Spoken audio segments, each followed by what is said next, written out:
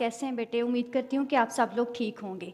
जैसा कि बेटे आप लोगों ने लेसन नंबर 1 में इलेक्ट्रिसिटी का पढ़ लिया था, इसका इंट्रोडक्शन, कि जो इलेक्ट्रिसिटी होती है क्यों प्रोड्यूस की जाती है, कहाँ पे प्रोड्यूस की जाती है, और इसके जो थर्मल स्टेशंस वगैरह जो भी होते हैं वो आप लोगों ने सारा इसका डिस्कस कर लिया था। आज हम लोगों ने इसके इलेक्ट्रिसिटी के ड्रॉबैक्स थोड़े से पढ़ने हैं कि इसमें हमें इलेक्ट्रिसिटी प्रोड्यूस करने में जो मुश्किलात का सामना करना पड़ता है या किसी मसाइल का सामना करना पड़ता है, जो इसके ड्रॉबैक हम लोग समझते हैं, वो आज हम लोगों ने पढ़ने हैं। ठीक है, इसमें सबसे पहले आप देखते हैं कि problems involve in generating electricity, कि वो कौन सी प्रॉब्लम्स हैं जो कि हमें इलेक्ट्रिसिटी प्रोड्यूस करने में फेस करनी पड़ती हैं। जैसा कि बेटे आप लोगों ने पढ़ा था कि हाइड्रो इलेक्ट्रिक पावर स्टेशंस होते हैं जहाँ पर बिजली के पानी के ज़रिए से पैदा की जाती है। हाइड्रो का मतलब ही होता है वाटर। ठीक है, कि जो पानी के ज़रिए से बिजली पैदा की जाती है उसमें हमें किन मसाइल का सामना करना पड़ता है। इसमें सबसे पहले हैं बेटे डैम्स। आप लोगों को पता है कि जब हम पानी के ज़रिए से बिजली पैदा करते हैं तो इसमें हमें डैम्स बनाने पड़ते हैं जहाँ पे बहुत ज़्यादा पानी हमें इकट्ठा करना पड़ता है। तो ये डैम्स बनाने से हमें क्या होता है कि जो हमारा वाटर टेबल होता है, जो ज़मीन की सतह होती है, उसमें पानी इस हद तक बढ़ जाता है कि उसमें हमें वाटर लॉगिंग का मसला होना शुरू हो जाता है। अब वाटर लॉगिंग क्या है? आप लोगों ने अक्सर आम अल्फाज में सुना होगा कि सेम थोर कलर लग गया है। जो हमारी ज़मीन के ऊपर पाउडरी सा वाइट कलर की अपीयरेंस नज़र आना शुरू हो जाती है, वाइट कलर का पाउडर सा नज़र आता है, वो वाटर लॉगिंग की वजह से होता है, और वो उसे हम वाटर लॉगिंग बोलते हैं, जैसे सेम और थोर का मसला बोलते हैं। तो अगर वाटर लॉगिंग का मसला हो जाता है तो बेटे उसमें क्या होता है कि जो हमारी सॉइल होती है वो कल्टीवेशन के काबिल नहीं रहती, वहाँ पर कोई फसलें हम लोग काश्त नहीं कर सकते। जब वहाँ पे कोई फसलें काश्त नहीं कर सकते तो फिर क्या होता है कि लोगों को खाने पीने की चीज़ें मुहैया नहीं होती, तो उन लोगों को क्या करना पड़ता है, वहाँ से माइग्रेट करना पड़ता है, किसी दूसरे इलाके में जाना पड़ता है। ये क्या हुआ, एक इसका ड्रॉबैक हमारे पास आता है कि हम जो हाइड्रो इलेक्ट्रिक पावर स्टेशंस के ज़रिए से बिजली पैदा करते हैं, ये उसका एक ड्रॉबैक आता है। इसी तरीके से हमारे पास थर्मल एनर्जी है। थर्मल का वर्ड इसका मतलब ये होता है कि हीट। थर्मल जो हीट के ज़रिए से इलेक्ट्रिसिटी प्रोड्यूस की जाती है। ठीक है, इसमें हम लोग फॉसिल फ्यूल्स, ऑयल, गैस वगैरह यूज़ करते हैं। तो ये जो बेटे हमारे पास फॉसिल फ्यूल्स, ऑयल, गैस, कोल, ये सारी चीज़ें हमारे पास नॉन रिन्यूएबल सोर्सेज हैं। अब नॉन रिन्यूएबल रिसोर्सेज क्या होते हैं कि ऐसे सोर्सेज, ऐसे ज़राए जो कि एक दफ़ा अगर हम इनको यूज़ कर लें तो ये क्या होते हैं, ख़त्म हो जाते हैं, डिप्लीट हो जाते हैं, ख़त्म हो जाते हैं, जिनको हम दोबारा से हासिल नहीं कर सकते। तो ये इसमें हमारे पास एक ड्रॉबैक आता है इसका, कि जो थर्मल एनर्जी है ये नॉन रिन्यूएबल रिसोर्स है एनर्जी का, तो इसमें हमारे पास अगर ये चीज़ें ख़त्म हो जाएं तो दोबारा नहीं बन सकती, इसलिए इसको भी ज़्यादा प्रेफर नहीं किया जाता। ये भी इसका एक ड्रॉबैक ही समझा जाता है। इसी तरीके से हमारे पास नेक्स्ट बेटे आती है न्यूक्लियर एनर्जी। ठीक है, न्यूक्लियर एनर्जी में हार्मफुल रेडिएशन की लीकेज होती है। जैसे कि आप लोगों ने पढ़ा था, न्यूक्लियर रेडिएशन जो कि हम लोग इससे बिजली पैदा करते हैं, उसमें बड़े से जो न्यूक्लियाई हमारे पास एलिमेंट्स होते हैं उनको हम छोटे छोटे हिस्सों में तोड़ते हैं। तो उनके तोड़ने के नतीजे में क्या होता है कि हार्मफुल रेडिएशंस पैदा होती हैं, और ये जो हार्मफुल रेडिएशंस हैं इतनी जहरीली और ख़तरनाक होती हैं कि अगर किसी इंसान की बॉडी में ये थोड़ी सी भी पेनिट्रेट कर जाएं तो क्या होता है कि हम उनकी डेथ हो सकती है। तो ये इसका न्यूक्लियर एनर्जी का एक ड्रॉबैक ही कंसीडर किया जाता है। इसी तरीके से हमारे पास सोलर पावर है। वैसे तो ये बेटे सोलर पावर जो है, जो सन की रेडिएशंस होती हैं उनसे एनर्जी पैदा करना क्या है, ये इसमें कोई हमें पोल्यूशन का सामना नहीं करना पड़ता, और ये है भी रिन्यूएबल रिसोर्स के मतलब ये ख़त्म नहीं होता। मुसलसल हमें सूरज से रोशनी मिल रही है, शुआएं मिल रही हैं, एनर्जी मिल रही है, रेडिएशंस मिल रही हैं, तो ये हमारे पास रिन्यूएबल रिसोर्सेज होता है। लेकिन बेटे इसमें क्या है कि इसकी जो हाई इनिशियल कॉस्ट बहुत ज़्यादा होती है। इसके ज़रिए से एनर्जी जो हम इलेक्ट्रिसिटी पैदा करते हैं उसमें हमें सबसे पहले सोलर पैनल जो होते हैं उनको सेट करना पड़ता है, और सोलर पैनल का आप लोगों को पता है कि इस पे हाई जो इनकी इनिशियल कॉस्ट होती है, इनको बनाने के लिए वो बहुत ज़्यादा होती है। लेकिन फिर ये है कि अगर एक दफ़ा इनको सेट कर लिया जाए तो ये हमारे लिए बहुत अच्छा होता है। फिर जो सोलर पैनल के ज़रिए से हमारे पास एनर्जी आती है, उनको हम बैटरीज में भी स्टोर कर सकते हैं कि दिन के टाइम में हम लोगों ने डायरेक्ट सोलर पैनल ही यूज़ कर लिए और जो उनकी एनर्जी जो हम लोगों ने बैटरीज में स्टोर कर ली है उसको हम रात के टाइम में भी यूज़ कर सकते हैं। तो ये एक हमारे पास सेफ तरीका होता है, लेकिन इसका ये ड्रॉबैक इसलिए समझा जाता है कि क्योंकि इसमें जो इनिशियल कॉस्ट होती है वो बहुत ज़्यादा होती है। इसी तरीके से हमारे पास बेटे विंड एनर्जी है, ये भी हमारे पास रिन्यूएबल सोर्स है कि ये भी ख़त्म नहीं होता, हवा चलती रहती है, तो इससे भी जो इलेक्ट्रिसिटी है वो प्रोड्यूस करवाई जा सकती है। लेकिन इसका बेटे क्या है कि इसकी भी इनिशियल कॉस्ट जो होती है वो बहुत ज़्यादा हाई होती है। और विंड एनर्जी इसके लिए जो हम लोग टरबाइन वगैरह जो वहाँ पे हम लगाते हैं तो उसमें क्या होता है कि ये बहुत ज़्यादा एरिया को कवर करते हैं। हमें एक बहुत खुला एरिया चाहिए होता है जहाँ पर आबादी भी कम हो, तो इस वजह से ये इसका ड्रॉबैक समझा जाता है क्योंकि इसके लिए बहुत ज़्यादा एरिया चाहिए होता है और इसकी भी इनिशियल कॉस्ट जो होती है वो बहुत ज़्यादा होती है। लेकिन फिर ये इन बाकी जो हमारे पास सोर्सेज हैं उनसे ये भी सेफ़ है क्योंकि ये हमारे पास एक तो रिन्यूएबल सोर्स भी है और दूसरा ये कि इससे हमारे पास कोई पोल्यूशन भी क्रिएट नहीं होती। इसका ड्रॉबैक सिर्फ इसीलिए है कि ये बहुत ज़्यादा एरिया कवर करता है और इसमें जो है एरिया के अलावा इसकी जो इनिशियल कॉस्ट होती है वो भी बहुत ज़्यादा होती है। ठीक है, ये हमारे पास बेटे कुछ इसकी प्रॉब्लम्स थी जो हमें इलेक्ट्रिसिटी प्रोड्यूस करने के लिए करते वक्त हमें इनका सामना करना पड़ता है। नेक्स्ट है बेटे हमारे पास इलेक्ट्रॉनिक सिस्टम। इलेक्ट्रॉनिक सिस्टम अगर आप लोग घरों में देखें तो आजकल जो हमारा सिस्टम है वो तकरीबन हम यहीं पर भी अपने इर्द गिर्द नज़र दौड़ाएं तो हमें हर चीज़ इलेक्ट्रॉनिक्स से ही मिलती है। इलेक्ट्रॉनिक्स होता क्या है, हम जो मोबाइल यूज़ करते हैं, हम जो इलेक्ट्रिसिटी यूज़ करते हैं, हम घरों में एक आम रेडियो जो यूज़ करते हैं, टेलीफोन जो यूज़ करते हैं, रिमोट कंट्रोल जो यूज़ करते हैं, ये ईच एंड एवरीथिंग आप लोग समझें कि ये क्या है, हमारे पास इलेक्ट्रॉनिक्स हैं। इलेक्ट्रॉनिक्स इसीलिए कहते हैं कि आज की जो वर्ल्ड है, दुनिया है, वो इलेक्ट्रॉनिक्स के ज़रिए से ही चल रही है। तो इसमें हम देखते हैं कि इलेक्ट्रॉनिक्स होता क्या, इलेक्ट्रॉनिक सिस्टम जो है इसमें क्या चीज़ें होती हैं। तो इसमें सबसे पहले हम लोगों ने यहाँ पे एक टेलीविज़न का लिया है, इसकी ब्लॉक डायग्राम ली है कि उसका इलेक्ट्रॉनिक सिस्टम जो हमारे घरों में हम टेलीविज़न देखते हैं वो किस तरीके से काम करता है। सबसे पहले हम इसमें इसका सबसे पहले फर्स्ट पार्ट देखते हैं। इसमें हमारा सबसे पहले जो होता है वो होता है एरियल सिस्टम। एरियल जैसे कि आप लोगों को पता है कि एयर से निकला है, जो हमारे पास चीज़ें स्पेस से कांटेक्ट होती हैं वो हमारे पास एरियल सिस्टम आता है। इसमें हमारे पास एंटीना आ जाता है, ये एयर में मौजूद होता है और एयर से सिग्नल्स वगैरह को कैप्चर करता है सेटेलाइट्स के ज़रिए से, तो ये हमारे पास एरियल होता है। नेक्स्ट बेटे हमारे पास ट्यूनर होता है, इसका जो सेकंड पार्ट होता है वो हमारे पास ट्यूनर होता है। अब ट्यूनर में बेटे हमारे पास दो चीज़ें आ जाती हैं, एक तो हमारे पास होता है कैमरा। ठीक है, ट्यूनर में कौन सी दो चीज़ें आती हैं, एक हमारे पास होता है कैमरा और दूसरा हमारे पास होता है माइक्रोफोन। ठीक है, ट्यूनर के बाद हमारे पास दो चीज़ें आती हैं, वीएन डिकोडर और ऑडियो डिकोडर। अब वीएन डिकोडर क्या है, वीएन जैसा कि देखना, देखने से निकला है वीएन, तो कैमरा हमारा वीएन डिकोडर में आएगा और जो हमारा माइक्रोफोन था वो ऑडियो डिकोडर में आएगा। ठीक है, वीएन हमारा कैमरा और ऑडियो डिकोडर में हमारे पास क्या आएगा, माइक्रोफोन। अब हमारे पास जो कैमरा होता है वीएन से निकला है, तो यहाँ पर कैमरा क्या करेगा, वीएन डिकोडर में कैप्चर करेगा, तस्वीर सिग्नल्स को लेगा और छोटी सी हमारे पास तस्वीर बना देगा।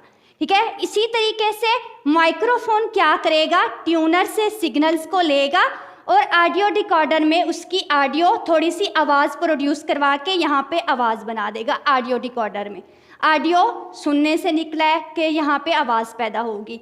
अब हमारे पास नेक्स्ट जो इसका बेटे पार्ट होता है वो हमारे पास वीएन एम्पलीफायर और ऑडियो एम्पलीफायर लगा होता है। अब वीएन एम्पलीफायर क्या करता है, जो वीएन डिकोडर से हमारे पास कैमरे के ज़रिए से तस्वीर आई होती है वो बहुत छोटी होती है। अब एम्पलीफायर का मतलब ही होता है किसी चीज़ को बड़ा करके दिखाना, तो वीएन एम्पलीफायर क्या करता है, उस तस्वीर को हमें बड़ा करके हमारी स्क्रीन पे दिखाता है। और ऑडियो रिकॉर्डर क्या करता है, हमारे पास जो हमारी आवाज़ होती है उसको बड़ा करके, उसको ज़्यादा करके हमें दिखाता है जितनी हमें ज़रूरत होती है। अब नेक्स्ट हमारे पास वीएन एम्पलीफायर के आगे होते हैं पिक्चर ट्यूब, जो कि स्क्रीन होती है, हमें नज़र आती है तस्वीर जो हमारी टीवी पे हमें नज़र आ रही होती है, वो होती है पिक्चर ट्यूब में, और लाउड स्पीकर्स के ज़रिए से हमें जो आवाज़ आती है।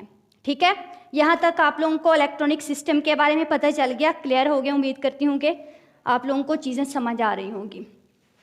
नेक्स्ट है बेटे हमारे पास basic components of an electronic system, कि ये जो हम लोगों ने अभी इलेक्ट्रॉनिक सिस्टम एक टीवी का हम लोगों ने पढ़ा है, उसमें बेसिक कंपोनेंट्स क्या होते हैं।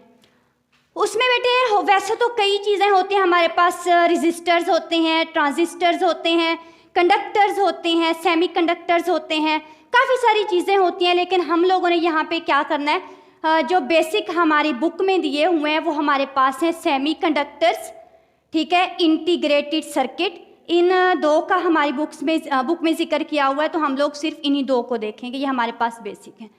तो जी बेटे हमारे पास सेमीकंडक्टर्स होते हैं, ये क्या करते हैं, कंट्रोल मोशन ऑफ इलेक्ट्रॉन्स, के जो हमारे पास इलेक्ट्रॉन्स आ रहे होते हैं, ये जो आप लोगों ने इलेक्ट्रॉनिक सिस्टम पढ़ा है ये सारा इस इलेक्ट्रिसिटी से चलता है, इसको इलेक्ट्रिसिटी प्रोवाइड की जाती है। तो इसमें क्या होते हैं कि इलेक्ट्रॉन्स मूव करते हैं, ये जो इलेक्ट्रॉन्स मूव करते हैं ये इलेक्ट्रिसिटी की वजह से, इलेक्ट्रिसिटी प्रोवाइड करने की वजह से मूव करते हैं, और ये सारी चीज़ें हमें क्या होती हैं यहाँ पे नज़र आती हैं। तो जो हमारे पास सेमीकंडक्टर्स होती हैं ये इन्हीं इलेक्ट्रॉन्स की मूवमेंट को, जो यहाँ से मूव कर रहे होते हैं इलेक्ट्रॉन्स, और हमें यहाँ से ये सारी चीज़ें नज़र आ रही होती हैं, उनको कंट्रोल कौन करता है, सेमीकंडक्टर्स। ठीक है, उनको कौन कंट्रोल करते हैं, सेमीकंडक्टर्स उनको कंट्रोल करते हैं। अब इसमें कंट्रोल, क्योंकि आप लोगों को पता है कि हर चीज़ में हमें एक तवाज़ुन चाहिए होता है, ना हमें चीज़ बहुत ज़्यादा चाहिए होती है और ना ही बहुत कम चाहिए होती है। इसमें हमें हर चीज़ में एक तवाज़ुन रखना पड़ता है, एक इक्वालिटी रखनी पड़ती है। तो अगर हमारे पास इलेक्ट्रॉन्स बहुत ज़्यादा हो जाए तो क्या होगा, हमारी जो पिक्चर हमें स्क्रीन पे नज़र आ रही होती है वो बहुत ज़्यादा ब्राइट हो जाएगी, और अगर कम आएगी तो बहुत ज़्यादा क्या हो जाएगी, डार्क हो जाएगी, नज़र नहीं आएगा। इसी तरीके से हमारी आवाज़ के जो इलेक्ट्रॉन्स होते हैं, जो ऑडियो के इलेक्ट्रॉन्स होते हैं, वो भी इसी तरीके से अगर बहुत ज़्यादा हो जाए तो आवाज़ क्या होगी, बहुत ज़्यादा हो जाएगी, अगर कम हो जाए तो आवाज़ क्या हो जाएगी, बहुत कम हो जाएगी। तो इसीलिए इन चीज़ों को कंट्रोल में रखना पड़ता है, इक्वालिटी में रखना पड़ता है, इनका तवाज़ुन बरकरार रखना पड़ता है। तो इन सारी चीज़ों को कौन कंट्रोल करता है, सेमीकंडक्टर्स इनको कंट्रोल करते हैं। ठीक है, सेमीकंडक्टर्स जो होते हैं ये सिलिकॉन वगैरह की एक चिप होती है, जैसे हमारा मेमोरी कार्ड वगैरह होते हैं, या हमारा रिमोट जो होता है टीवी का, उसके पीछे से आप लोगों ने देखा होगा कि उसके पीछे एक चिप लगी होती है, जिस पर सारी चीज़ें हमें नज़र तो नहीं आती, लेकिन उस पर कई कंपोनेंट्स लगे होते हैं जो अपना अपना फंक्शन कर रहे होते हैं। ये भी बिल्कुल इसी तरीके से एक चिप की तरह होती है जो सिलिकॉन की बनी होती है। अच्छा, उसके बाद बेटे हमारे पास जो सेमीकंडक्टर्स होते हैं वो हमारे पास इसमें दो होते हैं। सेमीकंडक्टर एक होता है हमारे पास डायोड्स, डाई का मतलब होता है टू, के इसमें दो इसके टर्मिनल्स होते हैं P एंड N, इसलिए इसको डायोड्स बोला जाता है। इलेक्ट्रोड्स होते हैं इसमें नेगेटिव और पॉजिटिव इसके एंड होते हैं, इसलिए इसको डायोड्स बोला जाता है। और ये क्या करवाता है बेटे, फ्लो करवाता है, जो करंट हमारे पास जो इलेक्ट्रॉन्स फ्लो कर रहे होते हैं उसको एक डायरेक्शन में फ्लो करवाता है। और इसका दूसरा फंक्शन ये भी है कि ये AC करंट जो हमारे पास अल्टरनेटिंग करंट होता है उसको कन्वर्ट करवाता है DC करंट में। ठीक है, डायरेक्ट करंट में इसको कन्वर्ट करवाता है। इसके दो ही फंक्शन है। ठीक है, उसके बाद हमारे पास सेमीकंडक्टर्स में ही इसका ट्रांजिस्टर एक पार्ट है। इसके क्या होते हैं बेटे, 3 टर्मिनल्स होते हैं और इनको हम स्विच के तौर पर यूज़ करते हैं। यहाँ तक हमारे पास बेटे सेमीकंडक्टर्स हो गया। नेक्स्ट हमारे पास है बेटे इंटीग्रेटेड सर्किट।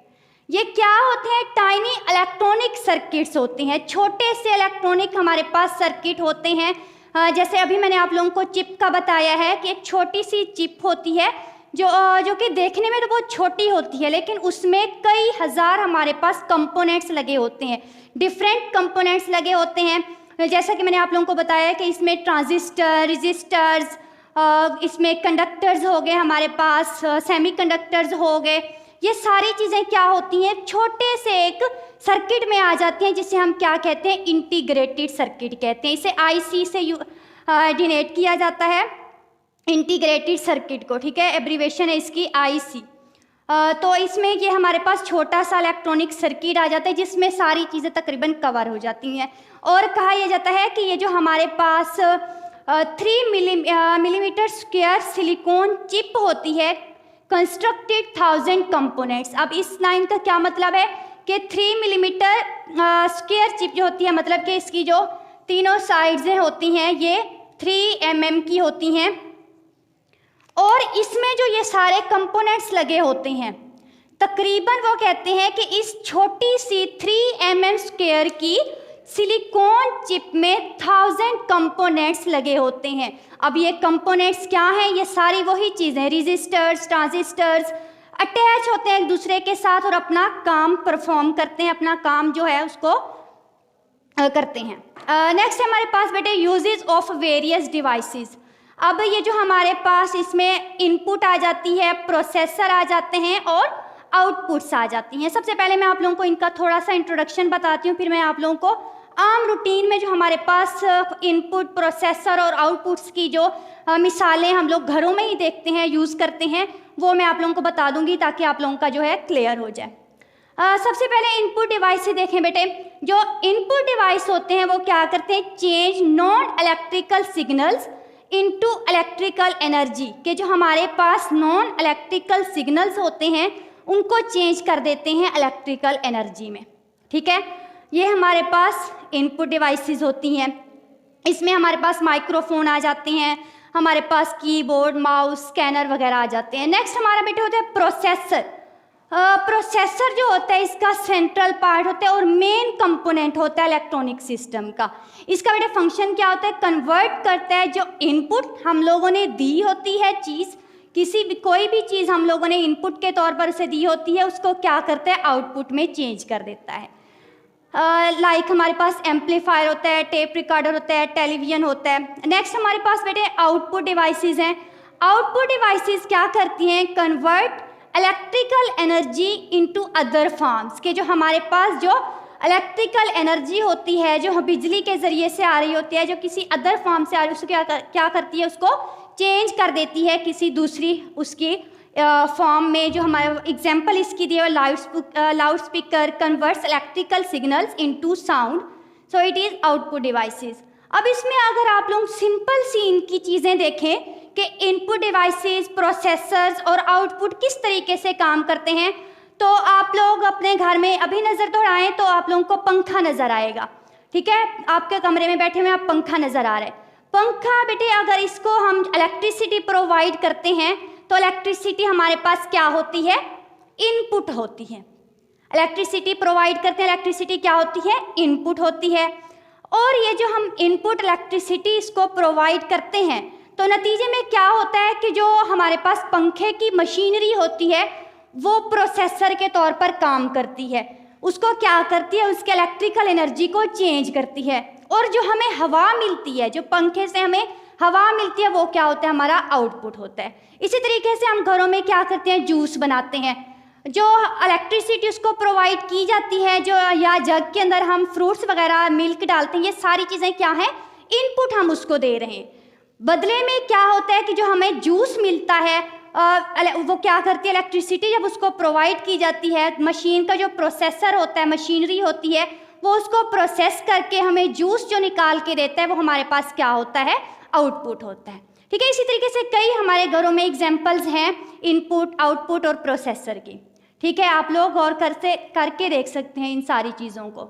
उम्मीद करती हूँ कि बेटे आप लोगों को ये चीज़ समझ आई होगी और आप लोग अपना साथ साथ पढ़ भी रहेंगे, ठीक है बेटे। ओके, अल्लाह हाफिज़, take care, stay home, stay safe.